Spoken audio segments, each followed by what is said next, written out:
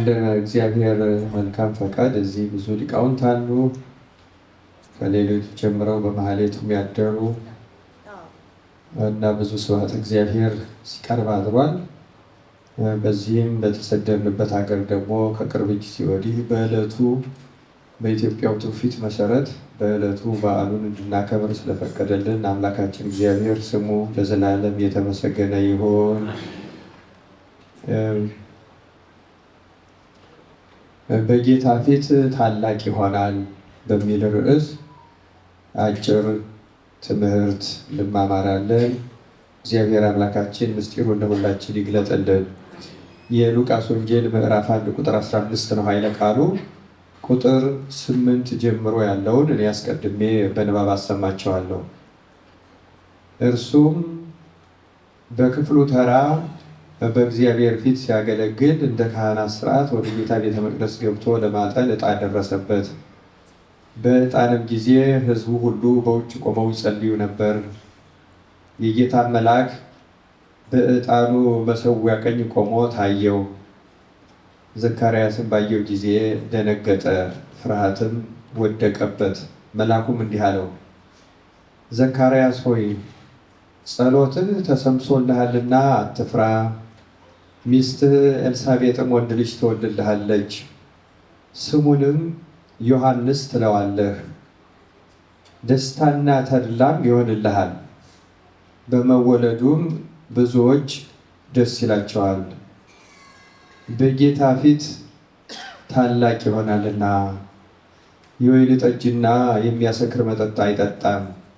ገናም በእናቱ ማኅፀን ሳለ መንፈስ ቅዱስ ይሞላበታል። ከእስራኤልም ልጆች ብዙዎችን ወደ ጌታ ወደ አምላካቸው ይመልሳል። እርሱም የተዘጋጁትን ሕዝብ ለጌታ እንዲያሰናዳ የአባቶችን ልብ ወደ ልጆች የማይታዘዙትንም ወደ ጻድቃን ጥበብ ይመልስ ዘንድ በኤልያስ መንፈስና ኃይል በፊቱ ይሄዳል ይላል። ስለ ቃሉ የአምላካችን እግዚአብሔር ስሙ የተመሰገነ ይሁን። ቅዱስ ዮሐንስ እንግዲህ በቤተክርስቲያናችን ትውፊት መሰረት ከእመቤታችን ቀጥሎ ከሰው ከተወለዱት እንደ ቅዱስ ዮሐንስ ያለ የከበረ ነቢይ ሐዋርያና ሰማዕት በቤተክርስቲያን ታሪክ ውስጥ የለም። እውነቱን ለመናገር ጥንታውያን አብያተ ክርስቲያናት የሚባሉት የኢትዮጵያና የግብፅ ወይም የኦሪየንታል አብያተ ክርስቲያናት ብቻ ሳይሆኑ የምስራቅ ኦርቶዶክሶችም የሮማ ካቶሊክም ምናልባት ከፕሮቴስታንቶቹም አንዳንዶቹ ጻድቃንን የሚያስቡት የቅዱስ ዮሐንስ መጥምቅን በዓል የሚያከብሩትን ያህል ከእመቤታችን ቀጥሎ የሌላ ቅዱስ በዓል አይከበርም። ይህም ጌታ በወንጌል እንደተናገረው ቅዱስ ዮሐንስ ታላቅ ነቢይ ሐዋርያና ሰማዕት ነው። በእንዲህ ያለ ብስራት የተወለደ ነው። በእኛ በኢትዮጵያ ቤተክርስቲያን የእነ አቡነ ተክለ ሃይማኖት የእነ አቡነ ገብረ መንፈስ ቅዱስም የሌሎችም ጻድቃን በዓለ ልደት እናከብራለን። በሌሎቹ ከልደት ብዙ አይከበርም። የቅዱሳን ልደት አይከበርም። በመሰረታዊ ምክንያት ነው ያን የማያከብሩት። ምክንያቱም ልደታቸው ዕለተ ዕረፍታቸው ነው። በዚህ ወደዚህ ዓለም የተወለዱበት ግን ለተካድሎ ለውጣ ውረድ፣ ምናልባትም ደግሞ ከኃጢአት ንጹሕ የለም። በኋላ ቢቀደሱ ቢከብሩም እግዚአብሔር ቢያከብራቸውም ከኃጢአት የነጻ ስለሌለ ምድራዊ ልደታቸው አያከብሩም። እውነቱን ለመናገር ዕረፍታቸው ግን ለሰማያዊው ሕይወት የተወለዱበት ስለሆነ ልደታቸው የሚሉትም በምድር ያረፉበትን ዕለት ነው። ያ ለማይጠፋ ለማይበላሽ ሕይወት በአዲስ የተዘጋጁበት የተወለዱበት ብለው ልደታቸውን የሚያከብሩት የነዚያ ነው። በምድር ላይ ከጌታ ቀጥሎ ልደታቸው የሚከበርላቸው ከሌሎቹ ቅዱሳን የተለዩት በሌሎቹ ዘንድ በተለይ እመቤታችንና ዮሐንስ መጥምቅ ብቻ ናቸው። የሌሎቹን ቅዱሳን ልደት አያከብሩም። ለምን? በምድር ላይ ያላቸው ሕይወት እንደነዚህ እንደ ሁለቱ ስላልሆነ ማለት ነው። ምንም ተዋግተው ድል ነስተው በኃይለ መንፈስ ቅዱስ ከብረው ተለውጠው ልዩ ጸጋ ተሰጥቷቸው በመንግስተ ሰማያት ጌታችን አምላካችን መድኃኒታችን ኢየሱስ ክርስቶስ ቢያከብራቸው ግን ደግሞ እንደ ፍጡር ሕጸጽ አላቸው። ከዚህ ውስጥ እመቤታችን አትገባም። ቀጥሎ ዮሐንስ አይገባም ብለው የዮሐንስን ጽንሰቱን ልደቱን ብቻ ሳይሆን ጽንሰቱንም ያከብራሉ። እና ይህን ያነሳሁት ለምንድን ነው? በበዓል አከባበር ልደቱን አሁን የቅዱስ ዮሐንስን ስናከብር ከሌሎቹ ቅዱሳን ሁሉ በተለየ ሁኔታ የሚከብርበት እውነትም የተለየ ሰማዕት፣ የተለየ ጻድቅ፣ የተለየ ነቢይና ሐዋርያ ስለሆነ ነው። አምላካችን እግዚአብሔር ከቅዱስ ዮሐንስ ረድኤት፣ በረከት፣ ምልጃ ለሁላችን በቸርነቱ ይክፈለን። ስለዚህ ቤተክርስቲያን የቅዱስ ዮሐንስን በዓል በተለየ ሁኔታ ታከብረዋለች፣ ትዘምራለች፣ አምላኳን ታመሰግናለች፣ ለቅዱሱ ክብር ትሰጣለች። እንደየችሎታችን እንደተሰጠን ሀብትና ጸጋ እናከብራለን። የቅዱስ የኢትዮጵያ ቤተክርስቲያን የቅዱስ ያሬድ ዜማ ሀብት ስለተሰጣት በዚህ ሀብት ቅዱስ ያሬድም እውነቱን ለመናገር ለቅዱስ ዮሐንስ እጅግ ልዩ አድርጎ ድርሰት ስለደረሰ፣ እርግጥ እሱ አይደለም መንፈስ ቅዱስ ነው በሱ በኩል የደረሰው። ስለ ሁሉም ቅዱሳን ስለ ሌሎቹም ከጌታ ከመቤታችን ቀጥሎ ስላሉት ሁሉ ስለ ቅዱሳን መላእክትም ቢሆን ስለ ጻድቃን ስለ ሰማዕታት እንዲደርስ እንዲናገር ያደረገው መንፈስ ቅዱስ ስለሆነ መንፈስ ቅዱስ የቅዱሳንን ክብር እንድናውቅ እንድናከብር እንድንዘምር የረዳበት ይህና ይሄ ጸጋ በአጠቃላይ ለቅዱስ ያሬድ በኩል በቅዱስ ያሬድ በኩል ለኢትዮጵያ ቤተክርስቲያን የተሰጠ ስለሆነ በዚያ ይዘው እኛ ሊቃውንት መላእክትን መስለው እግዚአብሔርን ሲያመሰግኑ ቅዱሳኑንም ሲያከብሩ ያድራሉ ይውላሉ። እኛም ከዚያ እንድንካፈል የረዳን አምላካችን እግዚአብሔር ክብር ምስጋና ይግባው።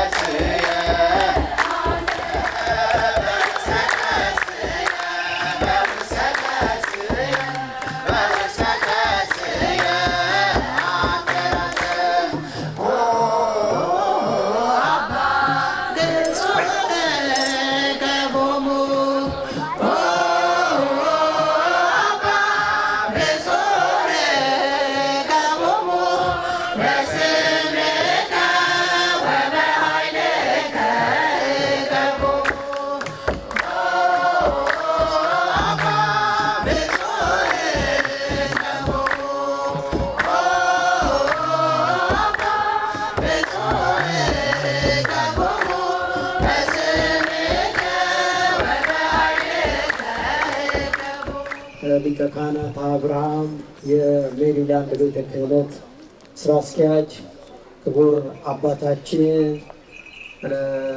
አባቴ ማርቆስ፣ እንደዚሁ ክቡር አባታችን መላከ ፀሐይ አባ ፍቅረ ማርያም የምስራቀ ፀሐይ አቡነ ተክለ ሃይማኖት ቤተክርስቲያን አስተዳዳሪ፣ ክቡር አባታችን አባ ኪዳን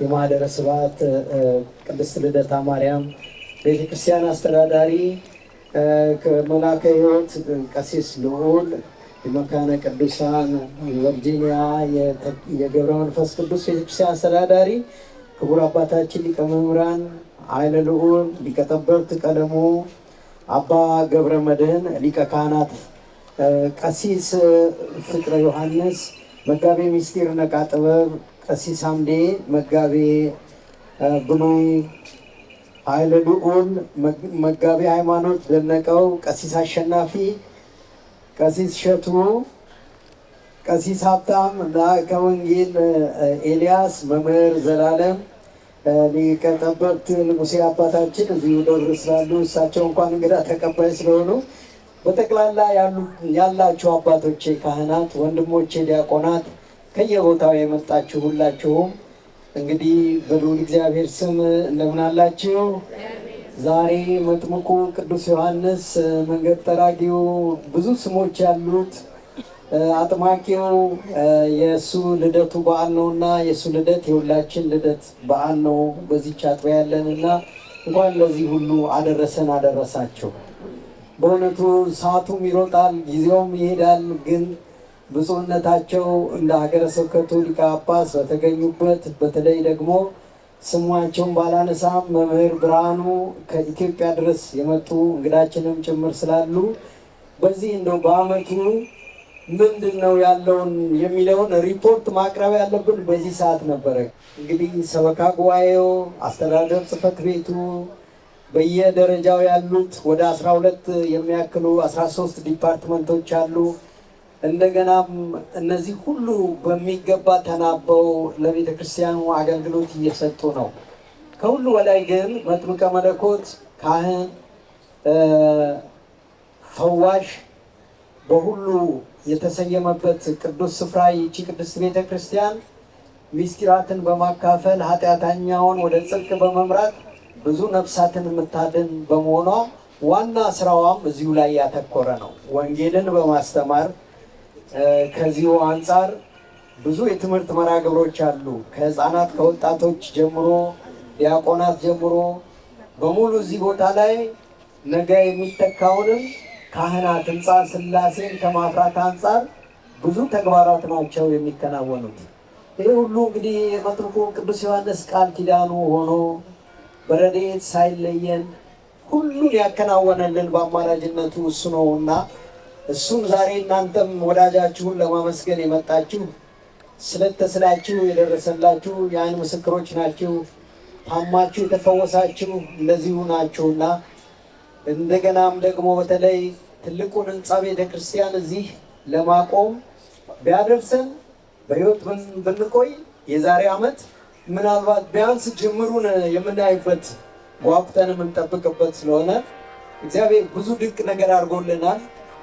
95% ከዛ በላይ የፈቃዱ ጉዳይ አልቆ ስራዎችን ለመጀመር በዝግጅት ላይ ነው ያለነው። ለዚህ ምገዛ ቅድም እንደተባለው $2 ሚሊዮን በባንክ ስናስቀምጥ ነው ስራው የሚጀመረው። እሷን ለመሙላት እንግዲህ ትንሽ ነው የቀረን። እኛ ስለ ገንዘብ ተጨንቀንም አናውቅም።